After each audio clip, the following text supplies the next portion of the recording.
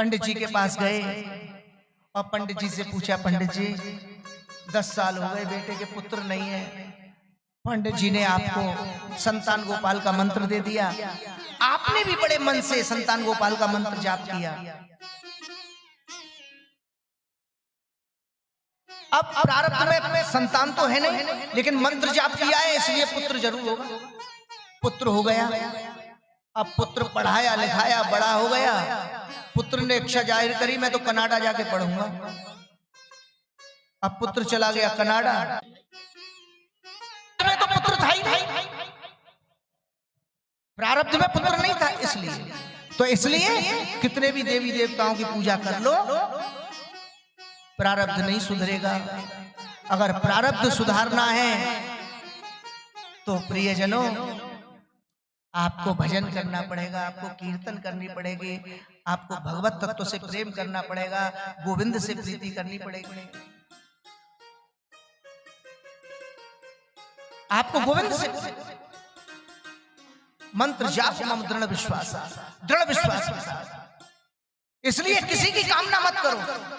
अगर प्रारब्ध में तुमको कुछ नहीं मिला है तो किसी देवता की पूजा करने की आवश्यकता नहीं है, वैसे करो, बृहस्पतिवार है केले के पेड़ की पूजा करो, गुरु की पूजा करो, शनिवार है शनि पे तेल चढ़ाओ, पीपल पे दीपक जलाओ, लेकिन उस शनि का प्रसाद लेके घर मत आओ, उस शनि का प्रसाद मत खाओ, बड़ा दोष है शनि का प्रसाद खाना।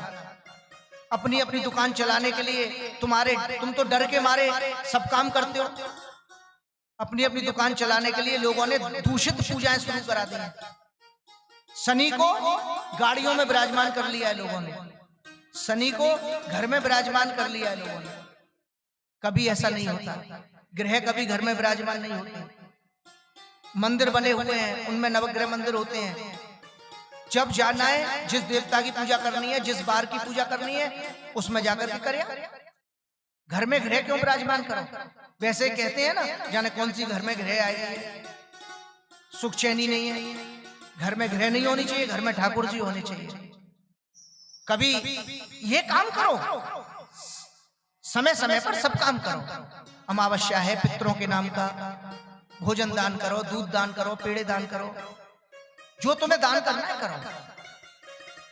लेकिन एक तो दूषित प्रसाद समझ के हर चीज को मत। प्रसाद का मतलब क्या है? जिस देवता का भोग लगाया उस देवता का हमने प्रसाद खाया। क्यों खाया? क्योंकि हमारी ऐसी बुद्धि हो जाए, ऐसा मन हो जाए, हमारा ऐसा ही आचरण हो जाए। शनि का प्रसाद खाओगे, शनि जैसी बुद्धि हो जाएगी, शनि जैसा आचरण हो जाएगा। अन्य मैं किस किस देवता का नाम लूं? बहुत सारे देवताएं हुए हैं, अब एक देवता तो रही है, बहुत सारे देवता हैं, नृ देवता हैं, रोज नए नए देवता आते हैं, नए नए देवताओं की कथा शुरू हो गई है, इस देवता की कथा, उस देवता की कथा, एक भक्त का फोन आया मेरे पास राजस्थान से, गुरुजी रामदेव बाबा की कथा करानी है। मैंने कि मैं तो जानू नहीं रामदेव बाबा, वो पतंजलि वाले जो घी बेचे, जड़ी बूटी बेचे। बोले नहीं, एक रामदेव बाबा है हमारे यहाँ, उनकी कथा करानी है। वो पहले है वाकई में एक संत हुए थे रामदेव, वो संत हुए थे तो उनके अनुयायी इतने हो गए आज वो लोगों के यहाँ पूछते हैं, जैसे दादी सती पूछती है ना, ऐसे वो भी पूछते हैं। बहुत सारे अपने अपने स्थान के देवता हैं, बहुत सारे स्थान के देवता हैं जो अपनी अपनी जगह पूछते हैं। तो वो इतने प्रभावशाली थे कि उनकी आज पूजा हो रही है।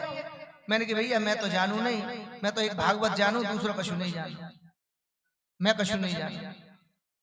तो बड़ी बड़ी तरीके की कथाएं, बड़े बड़े तरीके के देवता हो गए हैं, इनके चक्कर में मत पड़ो। अपने घर में कीर्तन करो, अपने घर में भागवत जरूर पढ़ो, अपने घर में भगवान की सेवा करो, भगवान का श्रृंगार धारण कराओ, भगवान को भोग लगाओ, भगवान का चरणामृत अपने पति को दो, बच्चों को दो। जो मदिरापान नहीं करे, आज चरणामृत पिएंगे तो उनको एक ना एक दिन ये लगेगा कि हमको दूषित चीज नहीं खानी चाहिए, उनकी बुद्धि शुद्ध रहे, पाप कर्म नहीं करें, आनंद करें, ऐसा। इसलिए प्रियजनों ज्यादा देवताओं की पूजा के चक्कर में नहीं पड़ना चाहिए। हाँ, जो करने योग्य कर रहे हैं, पूर्णमासी को सत्यनारायण की कथा पंडित जी से कराओ, चाहे खुद करो। अमावस्या का दान करो, एकादशी का व्रत करो। जो करने योग्य हैं उनको करो, जो भक्तिमय हैं उनको करो। और प्रियजनों, षष्ठी वर्णन